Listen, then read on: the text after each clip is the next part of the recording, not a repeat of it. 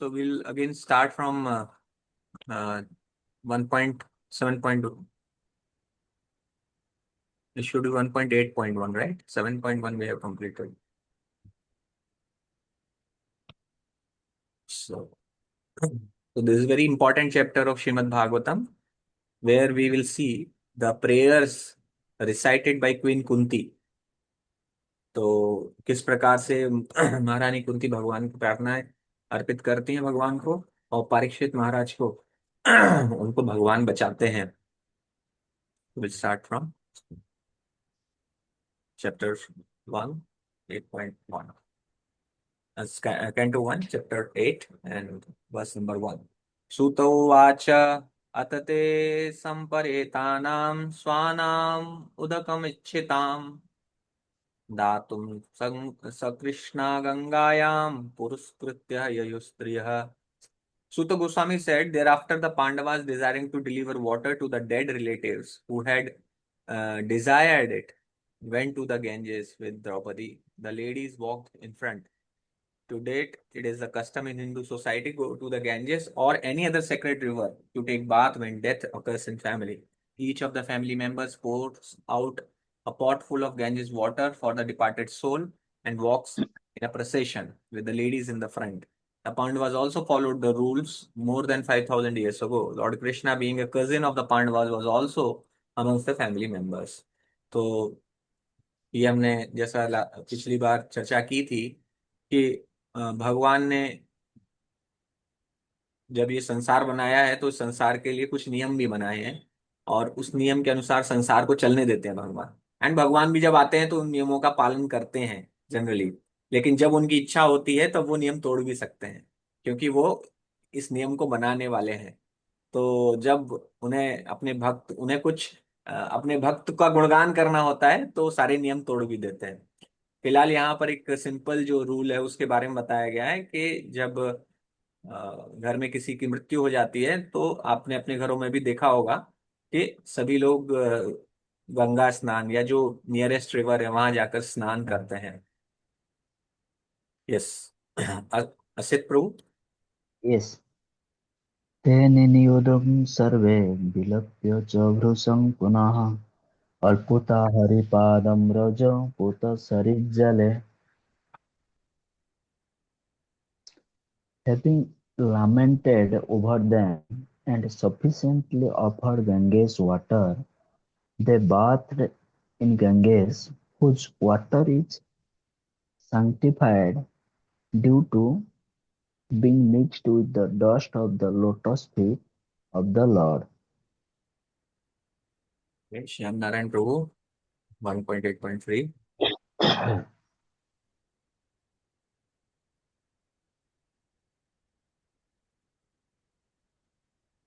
Arvind Prabhu, you can read. तत्राशिनं कुरुपतिं धृतराष्ट्रं सहाजुनं गान्धारीं पुत्रशोकार्थां वृथां कृष्णां च माधवः. Translation. There sat the king of the Kurus, Maharaja Yudhishthir, along with his younger brothers and Dhritarashtra, Gandhari, Kunti and Draupadi, all overwhelmed with grief. Lord Krishna was also there. The purport. The battle of Kurukshetra was fought between family members, and thus all affected persons were also family members like Maharaja Yudhishthir and brothers Kunti, Draupadi, Subhadra, Dhritarashtra, Gandhari and her daughters-in-law, etc. All the principal dead bodies were in some way or other related with each other, and therefore the family grief was combined. Lord Krishna was also one of them as a cousin of Pandavas and nephew of Kunti, as well as brother of Subhadra, etc. The Lord therefore was equally sympathetic toward all of them, and therefore he began to pacify them befittingly. तो भगवान ने बहुत प्रयास किया था कि ये युद्ध ना हो. भगवान अंत में स्वयं शांति का प्रस्ताव लेकर गए थे कौरवों के पास. लेकिन कौरवों ने उनको भी अपमानित किया, उनको बंदी बनाने का प्रयास किया। तो ऐसा नहीं है कि भगवान चाहते थे कि युद्ध हो। लेकिन कभी कभी लोग प्रश्न पूछते हैं कि क्या अगर भगवान को सब कुछ पहले से पता है तो इसका मतलब पहले से सब कुछ निर्धारित है, फिर तो किसी की कोई फ्री विल नहीं है। लेकिन ऐसा नहीं है। भगवान को पता है क्योंकि भगवान प्रत्येक जीवात्मा को जानते हैं लाखों करोड़ों वर्षों से। भगवान आपको जानते हैं कि अरविंद पांडे प्रभु को लाखों करोड़ों वर्षों से जानते हैं, अनेक अनेक जन्मों से देखा है उनको। तो वो जानते हैं कि ये व्यक्ति किस परिस्थिति में क्या व्यवहार करने वाला है। फिर भी ऐसा संभव है कि कोई व्यक्ति उससे अलग व्यवहार करे, क्योंकि वह व्यक्ति खुद फ्री है, उसकी फ्री विल है, वो चाहे तो अलग व्यवहार कर सकता है। तो भगवान इन टर्म्स में जानते हैं कि उन्हें पता है कि आउटकम क्या होने वाला है। लेकिन भगवान कभी भी आउटकम के साथ इंटरफियरेंस नहीं करते, भगवान उसमें कुछ भी अपना हस्तक्षेप नहीं करते। हस्तक्षेप करेंगे तो आप कह सकते हैं कि हाँ भगवान किसी उसको मैनिपुलेट कर रहे हैं। तो जनरली बहुत रेयरली ऐसा होता है कि भगवान कभी हस्तक्षेप करते हैं।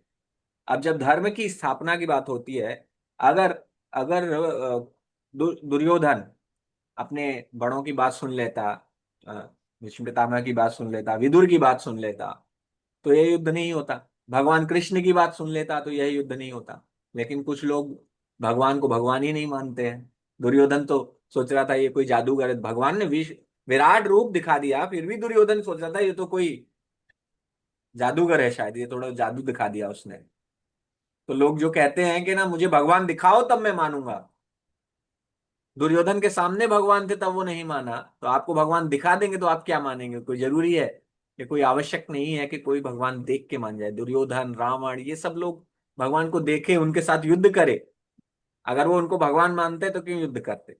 तो इसका अभिप्राय ये है कि कोई अगर कहता है कि मुझे भगवान दिखा दो, या लेम आर्ग्यूमेंट है, तभी भगवान को मानेंगे। दुर्योधन के सामने थे भगवान तब भी उन्होंने नहीं माना।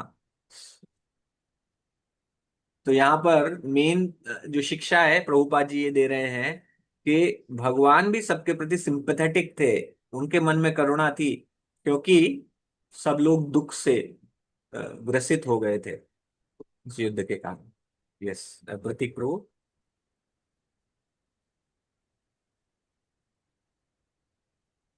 सांत्वयामास मुनि मुनिभिर् मुनिभिः हर्तबन्धुश्च चापर्तनान् भूतेषु कालस्य गतिं दर्शयत्र प्रतिक्रियाम्. Citing the stringent laws of the Almighty and their reactions upon living beings, Lord Shri Krishna and the Munis began to pacify those who were shocked and affected. The stringent laws of nature, under the order of the Supreme Personality of Godhead, cannot be altered by any living entity. The living entities are eternally under the subjugation of the Almighty Lord. The Lord makes all the laws and orders, and these laws and orders are generally called dharma or religion. No one can create any religious formula. Bona fide religion is to abide by the orders of the Lord. The Lord's orders are clearly declared in the Bhagavad Gita. Everyone should follow him only or his orders, and that will make all happy, both materially and spiritually. As long as we are in the material world, our duty is to follow the orders of the Lord, and if by the grace of the Lord we are liberated from the clutches of the material world, then in our liberated stage also we can render transcendental loving service unto the Lord. In our material stage, we can see neither ourselves nor the Lord for want of spiritual vision. But when we are liberated from material affection and are situated in our original spiritual form, we can see both ourselves and the Lord face to face. Mukti means to be reinstated in one's original spiritual status after giving up the material conception of life. Therefore, human life is specifically meant for qualifying ourselves for this spiritual liberty. Unfortunately, under the influence of illusory material energy, we accept this spot life of only a few years as our permanent existence and thus become illusioned by possessing so-called country, home, land, children, wife, community, wealth, etc., which are false representations created by Maya, illusion. And under the dictation of Maya, we fight with one another to protect these false possessions. By cultivating spiritual knowledge, we can realize that we have nothing to do with all this material paraphernalia. Then at once we become free from material attachment. This clearance of the misgivings of material existence at once takes place by association with the Lord's devotees, who are able to inject the transcendental sound into the depths of the bewildered heart and thus make one practically liberated from all lamentation and illusion. That is a summary of the pacifying measures for those affected by the reaction of stringent material laws exhibited in the form of birth, death, old age, and disease, which are insoluble factors of material existence. The victims of war, namely the family members of the Kurus, were lamenting the problems of death, and the Lord pacified them on the basis of knowledge. यहाँ पर प्रभुपाद ने बहुत सुंदर तात्पर्य लिखा है कि किस प्रकार से जो लॉज हैं भगवान ने बनाए हैं, और वो जो नियम इस संसार के हैं, क्योंकि ये भौतिक संसार को एक शास्त्रों में इसको कहा गया है जेल, दुर्ग। और दुर्ग की रक्षा करने वाली है दुर्गा माया देवी। तो हम लोगों को जो जीवात्माएं एक तरीके से जो इसके कैदी हैं, अपराधी हैं, वो अपराधी होके हम यहाँ पर फंसे हुए हैं। तो इस संसार में हम सभी फंसे हुए हैं और यहाँ इस संसार से हमें निकलना है। तो उसको निकलने का रास्ता भी भगवान बताते हैं। ये संसार हमारी ही इच्छाओं के कारण बना है, क्योंकि हम भगवान से स्वतंत्र होकर हम आनंद उपभोग करना चाहते थे। तो भगवान ने कहा कि तुम्हें आनंद उपभोग करने के लिए मेरा आध्यात्मिक संसार उपयुक्त नहीं है, क्योंकि आध्यात्मिक संसार का केंद्र मैं हूं। और अगर तुम चाहते हो कि स्वयं को केंद्र मानकर उपभोग करना चाहते हो आनंद का, तो तुम जाओ उस भौतिक संसार में। तो भगवान ने वो नियम बनाकर ये भौतिक संसार में भेज दिया। अब यहाँ पर उन्होंने जो नियम बनाए हैं उसके लिए उन्होंने कहा कि आपको पालन करना है, और अगर आप पालन करोगे इन नियमों को तो आप फिर से वापस मेरे पास आ सकते हो, क्योंकि आपको ये पता चल जाएगा कि भौतिक संसार सुख का स्थान नहीं है, ये दुखालय है। और ये दुखालय है, इसका पता कैसे चलता है? जब इस संसार में हमें दुख मिलता है। और किस चीज से दुख मिलता है? हर चीज से आपको दुख ही मिलता है। अगर आप सार में देखेंगे तो इस संसार में कोई भी कार्य आप करते हैं तो कहीं ना कहीं जो भौतिक होता है, या भौतिक प्रकृति को आनंद का भोग करने के लिए जो हम कार्य करते हैं, वो हमें दुख का कारण बनता है। तो जो व्यक्ति इस प्रकार से दुखी हो जाता है, फिर एक समय आता है जब फ्रस्ट्रेट होकर वो पूछने लगता है प्रश्न कि मैं कौन हूं, ये क्या हो रहा है मेरे साथ, क्यों मुझे इस प्रकार से कष्ट सहना पड़ रहा है, क्यों मेरी आनंद उपभोग करने की इच्छा तृप्त नहीं हो पा रही है। तब वह प्रश्न पूछता है, शास्त्रों की ओर आता है, देखता है कि शास्त्रों में भगवान ने सब दिया हुआ है। और ये सब शास्त्र किसके माध्यम से जाने जा सकते हैं? गुरु के माध्यम से जाने जा सकते हैं। तो जब कोई कोई ऐसी व्यक्तित्व जिन्होंने इस संसार के बारे में जाना है, इसका वो इन एंड आउट सब जानते हैं, वो जब समझाते हैं कि तुम्हें किस प्रकार से व्यवहार करना है कि तुम इस जेल से बाहर निकल सको, जेल में सेंध लगा के बाहर निकलना है, इसमें एक दीवार में छेद करके बाहर निकलना है। तो जेल ब्रेक जो होता है ना, प्रिजन ब्रेक, एक बहुत बड़ी सीरीज थी ना प्रिजन ब्रेक, बहुत फेमस थी। तो इस प्रिजन को ब्रेक करना है हमें भी। तो कैसे हम प्रिजन को ब्रेक करें? तो उसके लिए हमारे जो गुरु वर्ग है, आचार्य वर्ग है, गुरु तत्व हमें लेके आते हैं, इसका माध्यम बताते हैं कि किस प्रकार से आप यह कर सकते हैं। और हम किस प्रकार से कष्ट उठाते हैं संसार में? कष्ट सीधे सीधे हम उठाते हैं जब हम स्वयं इंजॉय करना चाहते हैं। कैसे इंजॉय करना चाहते हैं? आप अपने अपने पास बहुत सारी संपत्ति रखना चाहते हैं, धन रखना चाहते हैं, जमीन रखना चाहते हैं, घर रखना चाहते हैं, देश, बच्चे, पत्नी, कम्युनिटी, ये सब चीजों को लेकर हम माया में पड़ रहे थे कि ये जो है परमानेंट है। कुछ भी परमानेंट नहीं है इस संसार में। आप जिस भी वस्तु को सोच रहे हैं कि परमानेंट है, तुरंत आप अपने माइंड में लिख लीजिए उसको, कहते हैं ना एम्बॉस कर लीजिए उसको, उकेर लीजिए अपने माइंड में कि ये सब नश्वर है, सब समाप्त हो जाएगा। किस समय क्या समाप्त होगा ये हमें नहीं पता। और जिस समय जो समाप्त होगा वो आपको दुख देगा।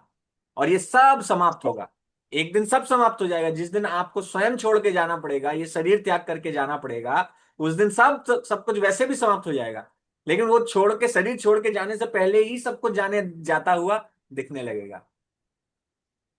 जब संसार में आते हैं, जन्म होता है ना, तो तुरंत ही बहुत सारी संसाधन मिलने लगते हैं। फिर आदमी धीरे धीरे बड़ा होता है, खुद संसाधन जुटाने लगता है, उसको लगता है मैं, मेरे पास बहुत शक्ति है, मेरे पास शक्ति है, ये सब संसाधन मैंने अपनी शक्ति से जुटाए हैं। अरे मूर्ख, हमने अपनी शक्ति से कुछ नहीं जुटाया है। कि बुद्धि भी जो आपको दी है वो स्वयं भगवान ने दी है। उस भगवान के कारण ही आप जुटा पा रहे हैं। एक व्यापारी व्यापार करता है, सोचता है लास्ट में, मतलब बड़े बड़े व्यापारी आप मिलो, वो कहते हैं मैंने अपनी मेहनत से सब किया है, कमाया है। अरे मूर्ख, क्या कमाया तुमने? सारे रॉ मटेरियल तो भगवान ने तुम्हें बना के दिए हुए हैं। इन सब चीजों को लेकर तुम कर रहे हो जो बिजनेस कर रहे हो। कोई कुछ बिजनेस कर रहा है, कुछ बना रहा है, कोई बिल्डिंग बना रहा है, खुद प्रसन्न हो रहा है कि मैं बिल्डिंग बना के बड़ा बिल्डर बन गया और अरबपति बन गया। बिल्डिंग बनाने के लिए जो तुमने मटेरियल लिया है वो तो भगवान से लिया है। चोर हो भगवान, श्रील प्रभुपाद तो कहते थे ये लोग चोर हैं। भगवान से पूरा सामान लेते हैं और भगवान को ही वो नहीं मानते हैं। तो जब व्यक्ति इस प्रकार से बहुत अहंकारी हो जाता है और आत्म केंद्रित हो जाता है, तब उस व्यक्ति को भगवान, फिर माया जो है, एक्चुअली माया लगा दी है, तो माया जो है फिर उसको समझाती है कि आप केंद्र नहीं है, एक्चुअली भगवान ही केंद्र है। वो नहीं समझ पाएगा जब तक ये नहीं समझेगा कि मैं केंद्र नहीं हूं, तब तक वो ये नहीं समझेगा कि भगवान केंद्र है। तो पहले माया लात मारती है, तब वो समझ में आता है कि मैं केंद्र नहीं हूं, कोई और है, कुछ और शक्ति है जो इसको चला रही है। ये सब भागवत और भगवत गीता, इन शास्त्रों में भगवान पहले ही हमें दे गए ज्ञान। एंड उसके लिए गुरु की आवश्यकता होती है। गुरु जो हमें ये सब बता सकता है, गुरु हमें इस जन्म मृत्यु के चक्कर से निकाल सकता है। गुरु तो बहुत सरल उपाय बताए हैं कलयुग के लिए। चैतन्य महाप्रभु देखे गए हैं, श्रील प्रभुपाद पूरे विश्व में उसका प्रचार किए। हरे कृष्णा कृष्ण कृष्ण हरे हरे, हरे राम राम राम हरे हरे। सिंपल उपाय है, हम सभी को अपनाना है। बस हमको हरे कृष्ण महामंत्र का जप करते जाना है। भगवान कह के गए सततम कीर्तन तो आप, कि आप सतत कीर्तन कीजिए इस नाम का। भाई मेरे नाम का सतत कीर्तन कीजिए 24 घंटे। प्रभुपाद जी ने तो बहुत, जो भगवान के जो शुद्ध भक्त है वो उसमें डिस्काउंट करके दिए हैं, चलो 16 माला कर लो। तो इसलिए 16 माला तक पहुंचने के लिए ही हम लोगों को इतना मेहनत करनी पड़ेगा, सततम कैसे कर पाएंगे? तो इसलिए गुरु पहले देते हैं रूल्स में चलो। पहले रूल्स में चलोगे, विधि से चलोगे, वैदिक भक्ति करोगे, उसके बाद जैसे जैसे रति बढ़ती जाएगी भगवान के प्रति, अपने आप ही आपका मन भगवान में रमने लगेगा। तो आपके मन से अपने आप भगवान का नाम निकलने लगेगा, सतत सतत निकलने लगेगा। तो पहले हम अभी वैदिक भक्ति में हैं, तो हम अपने गुरु द्वारा दिए गए नियमों का पालन करते हैं। नियम जिनमें कुछ डूज होते हैं, कुछ डोंट्स होते हैं, कुछ करने के लिए होते हैं, कुछ निषेध होते हैं। तो इन दोनों का ही हम लोग पालन करते हैं। Okay, so let us thank Srila Prabhupada, because Srila Prabhupada has given us this marvelous literature जो पूरे संसार को आज अवेलेबल है। श्रील प्रभुपाद की जय। ग्रंथराज श्रीमद् भागवतम की जय। विल स्टार्ट फ्रॉम तो 1.815। यस प्रभु प्रभु। जी, हाँ, अच्छा प्रभु जी, वो करताल वाला जो ग्रुप क्रिएट हुआ था उसमें अभी लेट है क्या? मतलब होगा? आपने ज्वाइन किया है अभी? मैंने तो क्या कहते हैं रजिस्टर कर दिया था प्रभु जी, हाँ उसी हाँ समय जब आपने भेजा था ग्रुप में। हाँ हाँ। कितने तारीख से तो उसमें लिखा था? कुछ डेट नहीं डाला था प्रभु अच्छा, जी, कब से मैं स्टार्ट बात होगा। करता हूँ, श्यामा प्रिया माता जी से बात करता हूँ, वो करने वाली है। ठीक है। ठीक ठीक। ओके, तो हरि बोल, हरे कृष्णा। जय कृष्ण।